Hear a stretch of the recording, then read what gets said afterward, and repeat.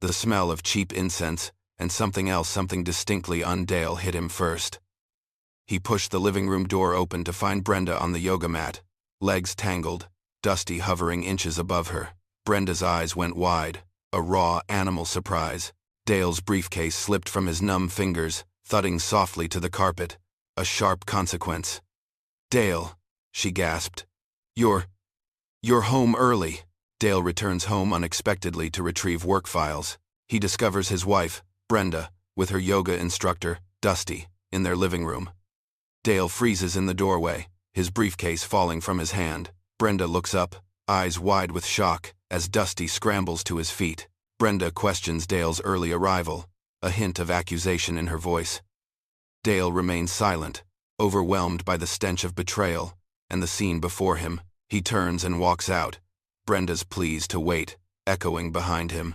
Dale drives aimlessly for hours, his phone buzzing with Brenda's calls. Memories of his relationship with Brenda flood his mind, questioning their entire history. He eventually finds himself at the Salty Dog, a familiar dive bar. Dale orders a whiskey from the bartender, Hank, who notices his distress. He confides in Hank, admitting his conflicted feelings for Brenda. Hank offers a reflective piece of advice about the nature of love. Dale leaves the bar in a taxi, Hank's words lingering in his thoughts. The Tuesday afternoon sun was high, brighter than he had expected it to be when he left the office an hour ago. Dale had remembered the crucial sales report, a thick stack of papers he needed for the morning meeting. Brenda had mentioned a late yoga session. The house, typically empty and quiet at this time, should have been deserted. He parked his aging Impala in the driveway, the gravel crunching under the tires, a familiar sound. The front door was unlocked, which was not unusual for Brenda. He stepped inside, the usual faint aroma of lemon polish and Brenda's expensive perfume absent, replaced by something heavier, sweeter. Incense, perhaps. He walked toward the living room, intending to grab the folder from his desk in the den beyond. That was when the sound hit him, a low murmur of voices, then a soft gasp. He pushed the door open, not thinking, just moving. Brenda was there, on her yoga mat, her leggings twisted around her legs. Dusty, her instructor, a man Dale had met once, all sinew and too tight shirts, was leaned over her. Their faces were close. Too close. Brenda's head snapped up, her eyes, usually so calm, now wide and startled, like a deer caught in headlights. Dusty scrambled, his movements clumsy, like a startled bird. Dale's fingers, which moments before had gripped the worn leather of his briefcase, simply let go. The case hit the Persian rug with a soft, dull thud. Brenda's breath hitched. "Dale," she managed, her voice thin. You're home early." He stood there, frozen, the stale, sweet air thick around him, the scent of their combined sweat and something else entirely filling his lungs, suffocating him. His throat felt glued shut. He couldn't form a single word, couldn't even manage a sound. The picture, vivid and sickening, burned itself behind his eyes. He didn't look at Dusty, whose face was now a mask of frantic embarrassment. He just looked at Brenda. At the way her hair was slightly disheveled, at the flushed skin on her neck. Then he simply turned, his movements stiff, mechanical, and walked out. He heard her call his name, a desperate, rising Dale. Wait, it's not what it looks like. But the words didn't penetrate. They were just noise, another layer of the suffocating quiet that now surrounded him. He got back into the Impala, the engine starting with a familiar rumble, a comforting sound in the sudden chaos of his world. He backed out of the driveway, gravel spitting, and headed east, away from the familiar suburban streets. He drove for hours, the late afternoon sun casting long shadows as it dipped toward the horizon. The landscape changed, from manicured lawns to open fields, then back to the edges of other towns he barely knew. His phone buzzed relentlessly in the cup holder, a low, insistent hum he ignored. Brenda. He knew it was Brenda. Memories, sharp and unwelcome, began to surface. Their first date at the county fair. The sticky sweetness of cotton candy on their fingers. The day he proposed by the lake, the ring box fumbling in his nervous hand. Their wedding day, Brenda radiant in white, her laughter echoing in the small church hall. Had it all been a lie? Every shared meal, every quiet evening, every touch, the thought was a cold, hard stone in his gut. By the time sundown painted the sky in streaks of orange and purple, he found himself pulling into the parking lot of the Salty Dog, a dive bar on the outskirts of town they used to frequent in their younger passes, less complicated days. The neon sign flickered erratically, casting a faint, sickly glow. Inside, the air was heavy with the smell of stale beer and fried food. Hank, the grizzled bartender, looked up from wiping down the counter. "Well, look what the cat dragged in." Hank grunted, a half-smile on his face. "Rough day, Dale?" Dale slid onto a stool, the worn vinyl sighing under his weight. "You could say that, Hank." His voice came out thicker than he expected. "Whiskey. Straight." Hank poured him a generous measure, sliding it across the polished wood. Dale took a long sip, the burn a welcome distraction. After a second, he leaned forward, his voice low. "It's Brenda, Hank." He recounted the afternoon's events, the words coming out in a jumble, punctuated by sips of whiskey. "The worst part, Hank," he slurred, pushing the empty glass forward. "The absolute worst part is, I still love her. How messed up is that?" Hank, a man who had heard 1,000 stories across his bar, slowly wiped the same spot on the counter, his eyes fixed on the condensation ring. He paused, then looked at Dale, his expression unreadable. "Love's a funny thing, son," Hank mused, his voice gravelly. "But do you love her? Or do you just love the idea of her?" Dale stared into his now empty glass, the question hanging in the air. A new kind of heavy. He felt a taxi pull up outside after a while. He paid Hank, leaving a generous tip, and stumbled out, the cool night air hitting him hard. Hank's words echoed in his head, a relentless, unsettling refrain. Dale returns home late, finding the house dark, and Brenda on the couch.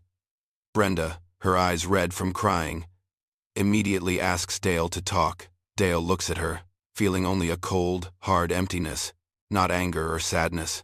He calmly states there is nothing to discuss. Brenda tearfully pleads, claiming her actions were a mistake and that she loves only him. Dale steps away, creating distance, and reminds her that love does not involve cheating. She begs for another chance, suggesting they can work through the betrayal. Dale reiterates a past warning. Cheating means the end, with no second chances. Brenda's face crumples, but Dale feels no sympathy, only a profound numbness. He informs her he will sleep in the guest room, and warns her not to follow. Lying awake in the guest room, Dale resolves not to let this event destroy him. He decides to take control of the situation, justifying a dirty approach as a consequence of her actions. The taxi dropped him off at the curb. The house was a dark shape against the night sky, a few porch lights casting weak circles.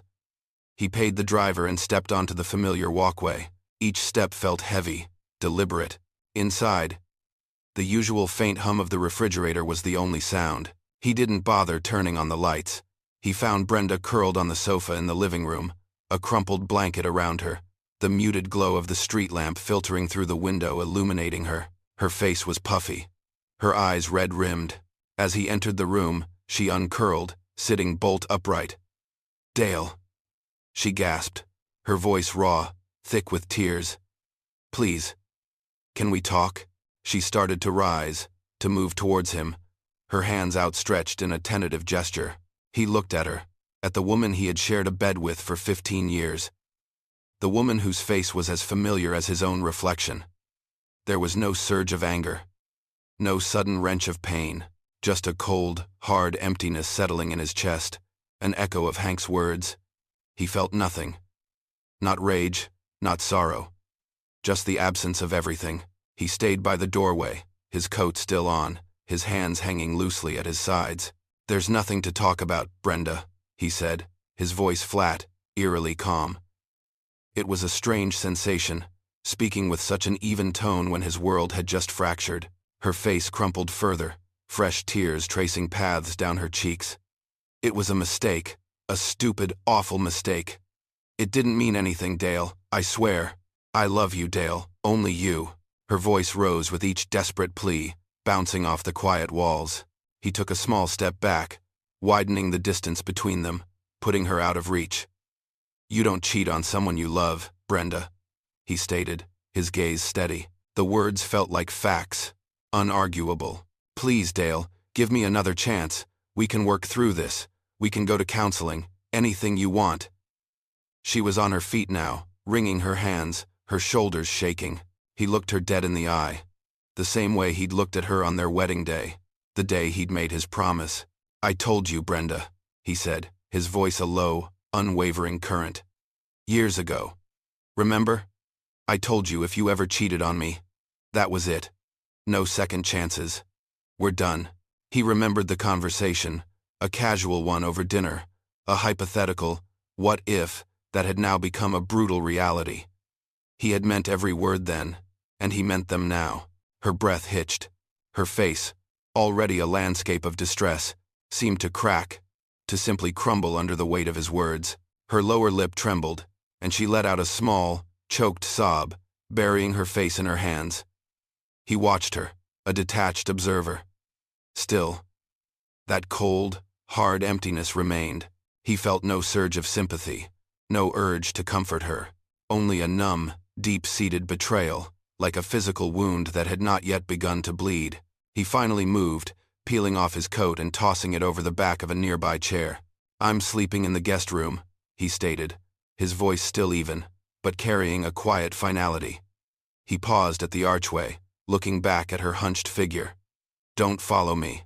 He walked down the short hall to the guest room, a space usually reserved for his sister's infrequent visits. He closed the door softly behind him, the click of the latch echoing in the sudden silence. The room was unfamiliar in its quietness, smelling faintly of lavender potpourri. He didn't bother to unpack, simply lay on top of the covers, staring at the dimly lit ceiling. Hours passed. The house was utterly silent now. No sounds from Brenda. The numbness persisted, but beneath it, a tiny flicker began to stir, a realization, cold and precise. He wasn't going to let this destroy him. He wasn't going to be the broken man. A new kind of resolve settled in, hard and unyielding.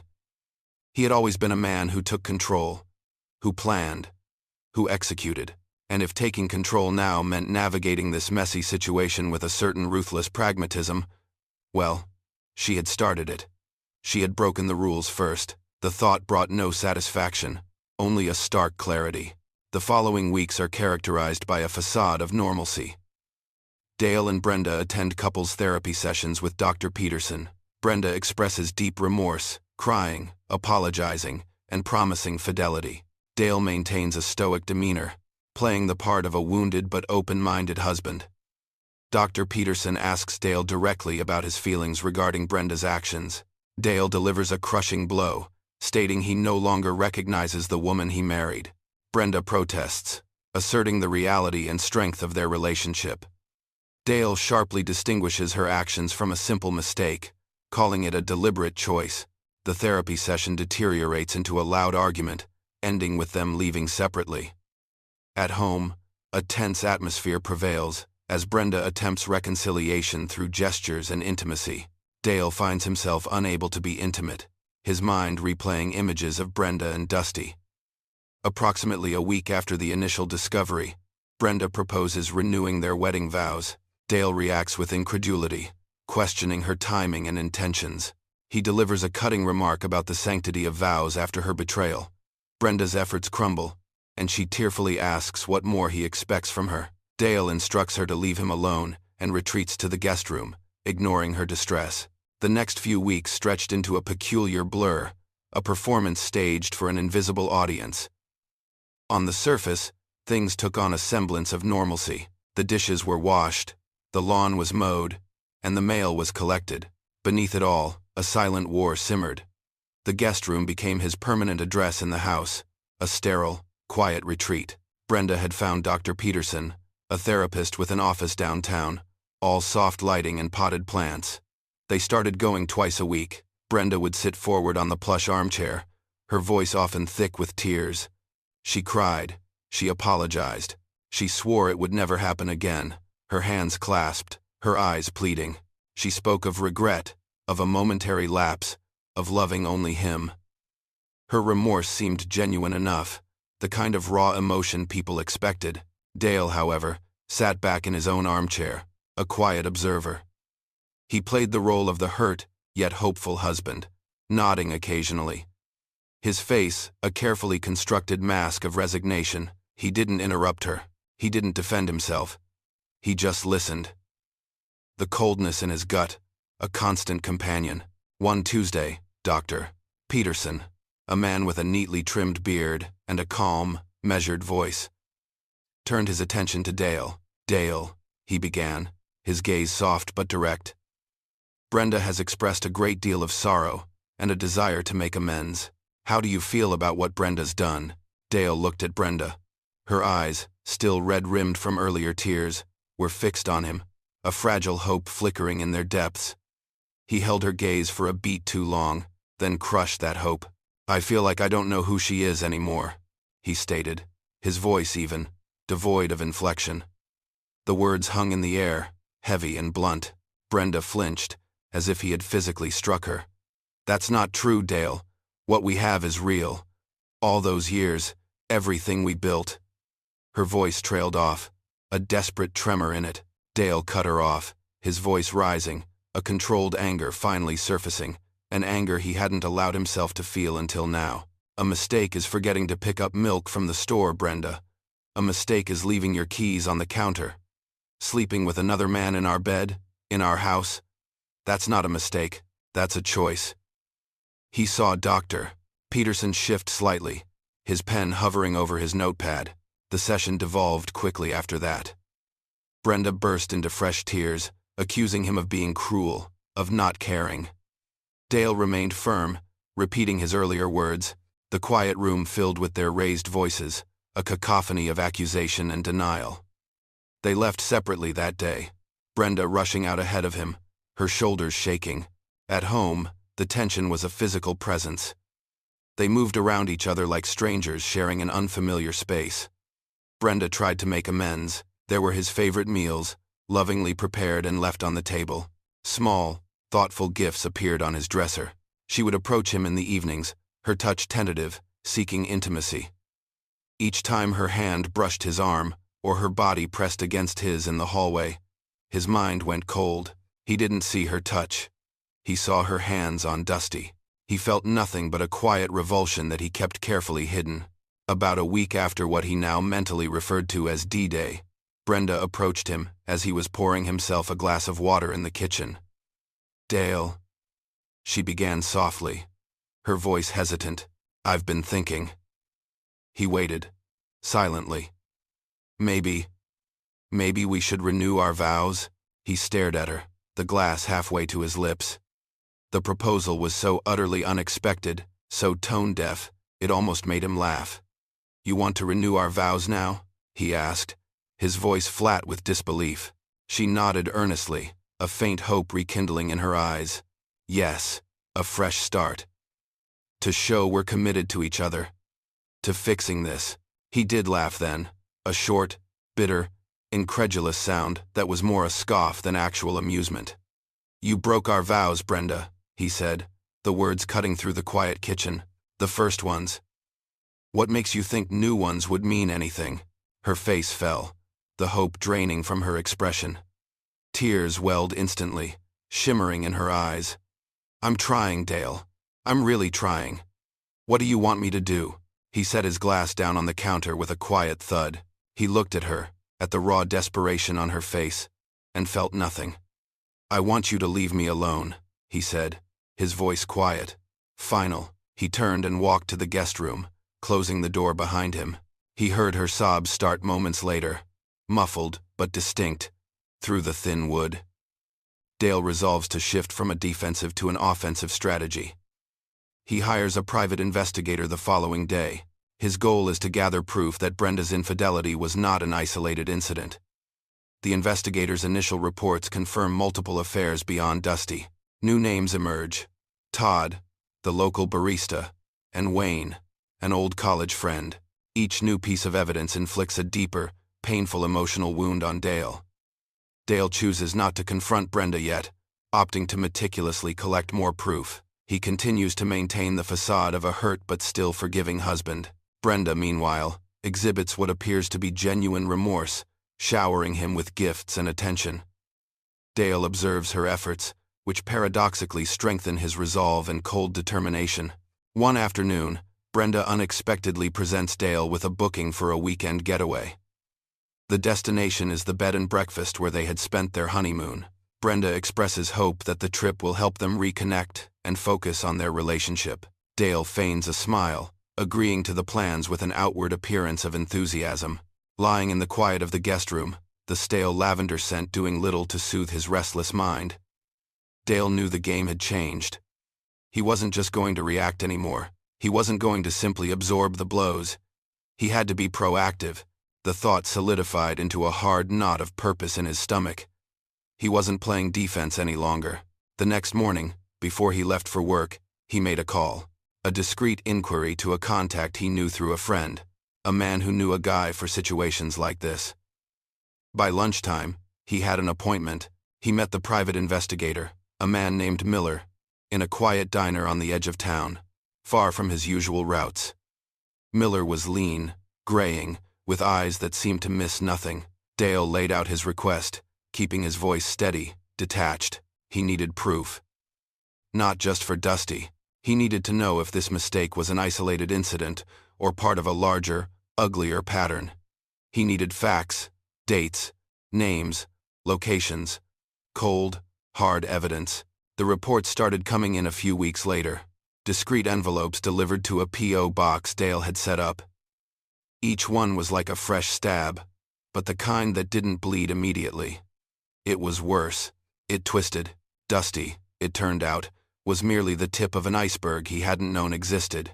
There was Todd, the barista at the Daily Grind, Brenda's favorite coffee shop. Miller had photos of them in hushed conversation, lingering touches as she took her latte. Then came Wayne, an old college roommate she'd reconnected with online a year or so back. Their catch-up dinners had apparently extended well beyond polite conversation, into motel rooms on the interstate. Each new name, each blurry photo, each coded entry in Miller's meticulous reports, felt like a fresh knife to the gut, twisting deeper than the last. He learned about lunch dates, about late nights with friends that weren't. Dale didn't confront her. Not yet. He continued to bide his time, to collect. He saw the piles of evidence growing in a locked drawer in the guest room, a grim trophy cabinet of betrayal. All the while, the charade continued. He remained the quiet, hurt, but seemingly understanding husband. He let her talk in therapy, let her cry, let her profess her remorse. He sat stone-faced, nodding, allowing Dr. Peterson to believe they were making progress. Brenda, for her part, seemed to throw herself into a fervor of contrition. She cooked his favorite meals, the smells of roast chicken and apple pie filling the house. A domestic camouflage, she bought him gifts, small, expensive things, a new watch, a cashmere sweater. Things he wouldn't have usually bought for himself. Her attempts at intimacy became more frequent, more insistent. A silent plea for forgiveness in the dark. He endured them, his mind a steel trap, pushing down the nausea that rose each time she touched him, pushing down the phantom images of Dusty, of Todd, of Wayne. Her desperate efforts, instead of softening him, only fueled his cold determination, hardening his resolve. It was all a performance now. For both of them, a slow dance toward an inevitable, brutal conclusion. One afternoon, a little over a month after D-Day, Brenda surprised him as he walked in from work. She stood by the kitchen island, a bright, almost artificial smile on her face. In her hand, she held a printout. "I booked us a weekend getaway," she announced, her voice light, hopeful. He took off his coat, hanging it carefully. "Oh?" he asked, feigning casual interest. "Yes. Remember where we went for our honeymoon? The Willow Creek Inn?" She gestured with the paper. His stomach tightened. The old Victorian B&B, quaint and romantic, had been a cherished memory. Now, the thought of it made his skin crawl. "I thought it might be nice," she continued, her eyes searching his. "To get away. To focus on us. A fresh start, away from everything." He forced a smile, the muscles in his face aching with the effort. He took the printout, glancing at the dates. A weekend, 2 weeks out. "That sounds great, honey," he said, his voice a little too bright, a little too even. The taste of the lie was bitter on his tongue. The weekend getaway to their honeymoon spot is permeated by an unsettling tension. Dale and Brenda revisit familiar places. The beach, their favorite restaurants, local shops.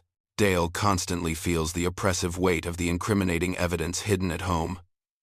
On their final night, Brenda asks Dale if he can ever truly forgive her. Dale, staring at the ceiling, silently reviews the elaborate revenge plot he's forming. He offers a guarded, "I don't know, Brenda. I'm trying," his reply holding a kernel of truth. Brenda snuggles closer, reaffirming her love and admitting her significant error. She vows to dedicate the rest of her life to making amends for her betrayal. Dale reflexively wraps an arm around her, despite a wave of self-loathing for the lingering affection. He acknowledges the internal conflict. He still loves the woman who profoundly betrayed him. This deep, conflicting emotion hardens his resolve, making his plan feel both more challenging and more essential. Upon their return, Dale immerses himself in work, seeking longer hours and additional projects. He uses work as a means to avoid prolonged solitude with Brenda and his internal turmoil. He struggles with the warring emotions that still bind him to her despite everything. The weekend getaway to the Willow Creek Inn was a strange affair, like watching a play where everyone knew the lines but had forgotten the emotions. The familiar scent of old wood and lavender, the chintz curtains, the small, antique writing desk in their room. It was all exactly as he remembered. And yet, it wasn't. An undercurrent of tension tainted every moment. A brittle film over what was supposed to be romance and reconciliation. They walked the same stretch of beach where they'd carved their initials into the sand 15 years ago. The waves a constant, rhythmic murmur. They ate at the same little seafood restaurant, Brenda ordering her usual grilled salmon, him his clam chowder. They even stopped by the same small antique shops, picking through forgotten treasures. Every smile Brenda offered felt practiced, every touch hesitant. Dale mirrored her, a hollow echo of the man he once was, going through the motions. All the while, the heavy weight of the folder in his desk drawer back home, filled with Miller's meticulous reports, pressed down on him. It was a physical ache. A constant reminder of the lies that now defined their past. On their last night, the room was dark, save for the soft glow of the moon filtering through the window. Brenda stirred beside him, then shifted closer, her breath warm against his shoulder. "Dale," she whispered, her voice fragile in the quiet. "Do you think you'll ever be able to forgive me?" He lay still, staring at the ceiling, the familiar patterns of the old plaster becoming the backdrop for his thoughts. His elaborate revenge plan, refined over weeks of sleepless nights, played out in his mind, each step deliberate, precise. The question hung there, a fragile plea, almost breaking through the hardened shell he'd built. "I don't know, Brenda," he replied, and for once, there was a kernel of honesty in his words. "I'm trying." She snuggled closer, her head resting on his chest, her hand finding his. "I love you, Dale, more than anything," she murmured, her voice thick with emotion. "I know I messed up. I know I hurt you.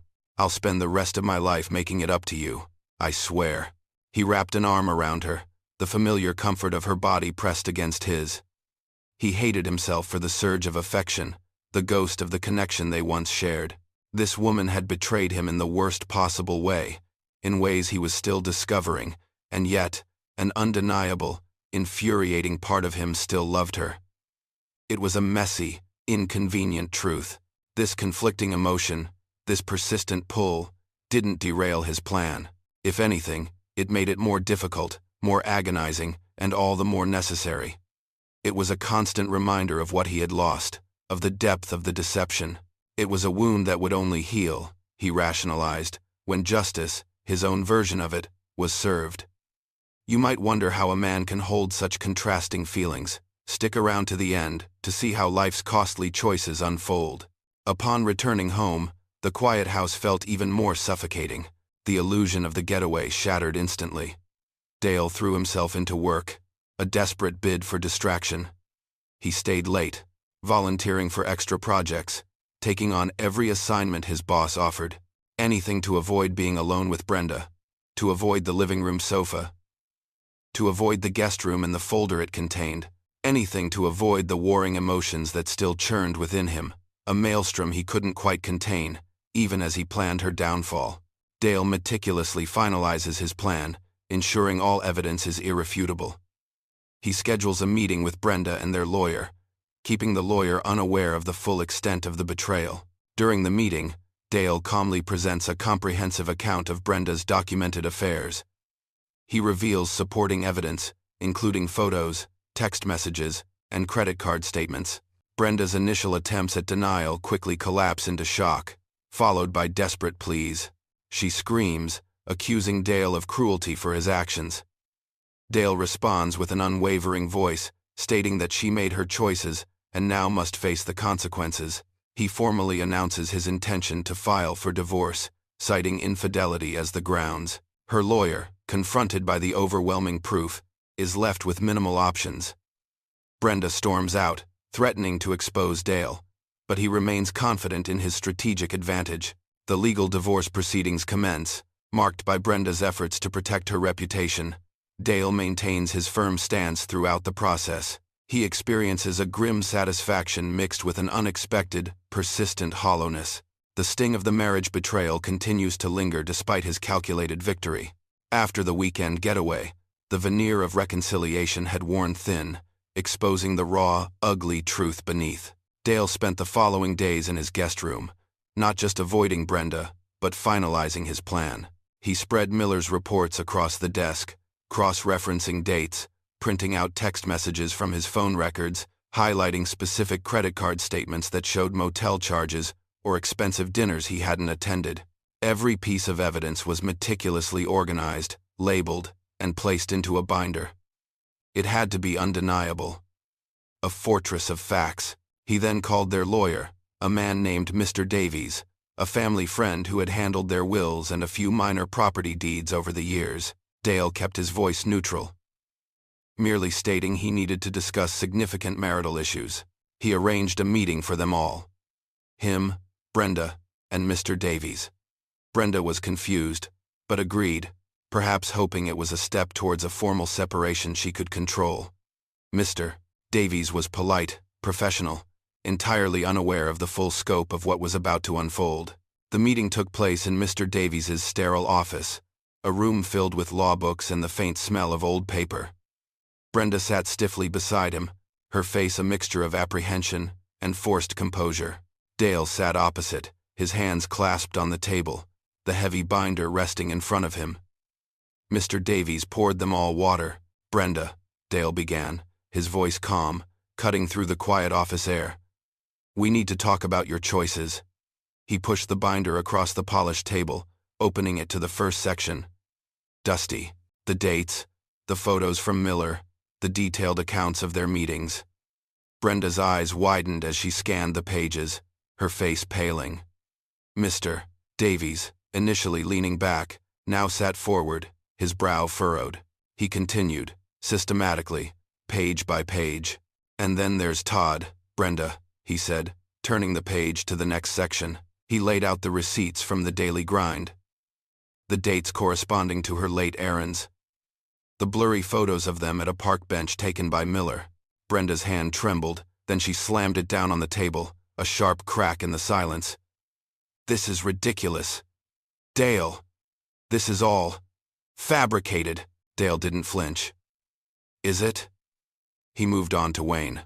The credit card statements for the motel, the texts arranging their catch-up, the detailed log of phone calls, the sheer volume, the undeniable precision of the evidence, slowly suffocated her denials. Her initial indignation quickly crumbled into shock, replaced by a desperate, guttural sound. Her eyes, filled with a raw, panicked fear, darted from the binder to Dale, then to Mr. Davies. "How could you do this, Dale?" she screamed, her voice breaking, the carefully constructed composure gone. Dale met her gaze, his own unwavering. His voice remained steady, devoid of the tremor that now shook her. "You made your choices, Brenda," he said, the words slow and deliberate, each one a hammer blow. You made them every time. Now it's time to pay the price. He turned to Mr. Davies, whose face was a mask of professional shock. I'm filing for divorce, Mr. Davies. On grounds of infidelity. Serial infidelity. As you can see, Brenda's jaw dropped. She looked at Mr. Davies, whose usually calm demeanor had fractured. He cleared his throat, adjusting his tie. Clearly taken aback by the overwhelming evidence laid before him. Brenda, he said, his voice hesitant, the evidence here is substantial. It would be difficult to dispute. She lunged forward, grabbing the binder, scattering papers across the table. You snake! You lying, scheming monster! Her face was contorted with rage and desperation. I'll expose you, Dale. I'll tell everyone what you are. Dale simply watched her, the grim satisfaction, a cold ember in his chest. He knew he had the upper hand. He had planned this, every move. Her threats were empty, desperate flailings. He had the facts, documented and undeniable. Brenda stormed out of the office, slamming the door behind her, leaving a stunned silence in her wake. Mr. Davies looked at Dale, a long, troubled gaze. Dale, he began. I had no idea. The legal proceedings began shortly after. Brenda, true to her word, attempted to salvage her image, contacting mutual friends, painting Dale as the cruel, unfeeling husband. But the evidence, shared discreetly with key individuals, began to chip away at her narrative. Dale remained firm, his resolve unwavering, a quiet force against her public accusations. He felt a grim satisfaction, watching her world unravel, a slow, methodical dismantling. But beneath it all, an unexpected hollowness persisted, a quiet ache in his chest. The marriage was over, the betrayal laid bare. But the sting, the deep, persistent sting of what had been lost, remained. The divorce between Dale and Brenda is finalized, with significant financial repercussions for Brenda. Brenda's reputation within their tight-knit Midwestern community suffers considerably. Dale sells their marital home, a symbolic act of severing his ties to the past. He navigates a period marked by intense grief and anger, mixed with a sense of justice achieved. Dale gradually starts to reconstruct his life, re-engaging with old hobbies and forging new relationships. He reflects on Hank's earlier question, realizing he loved the idea of Brenda, not the real woman. Dale processes his emotional scars, acknowledging the pain but refusing to let it define his future. He learns to re-establish trust in himself, distinguishing authentic connections from shallow ones. Eventually, Dale discovers a quiet, settled peace, his life finding its right side up again, grounded in integrity. The story ends with Dale contemplating the familiar Midwestern landscape, filled with a subtle sense of hope for what lies ahead. The divorce, once a distant, abstract threat, became a cold, hard reality. Mr. Davies, armed with the undeniable evidence Dale had painstakingly collected, navigated the proceedings with a quiet efficiency. Brenda's attempts to dispute, to delay, to negotiate away the consequences, faltered under the weight of her own choices.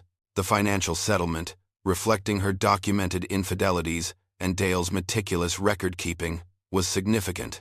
She lost a substantial portion of their shared assets, a direct consequence Dale ensured she bore. It was not enough to ruin her, but it was enough to make her feel the true cost of her actions, a tangible reflection of the intangible damage she had inflicted. Her reputation, once pristine in their small Midwestern community, took a quiet but definite hit. Whispers followed her in the grocery store aisles, averted gazes met her at social gatherings. The details, never explicitly stated, were understood, in a place where trust and fidelity were foundational. Brenda found herself slowly, subtly, ostracized. Dale watched it unfold, not with joy, but with the detached observation of a man who had simply presented the facts, allowing the natural order to take its course. He sold their house a few months later.